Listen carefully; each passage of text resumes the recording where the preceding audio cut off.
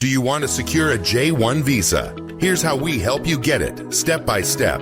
Step 1. Get a Department of State approved sponsor and receive your DS 2019. Step 2. Pay the 𝐦𝐨𝐫𝐞 I-901 fee. Step 3. Complete the DS 160 online form. Step 4. Pay your visa application fee. Step 5. Schedule your embassy interview and bring all required documents.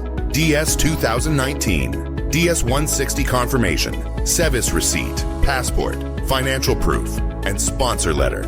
Step 6. Once approved, travel to the U.S., report to your sponsor, activate 𝐦𝐵𝐶, and follow program rules. At Trust Immigration Consultant, our certified lawyer and senior visa advisor will personally guide you, making your J-1 visa journey smooth, fast, and stress-free. Message us to learn more.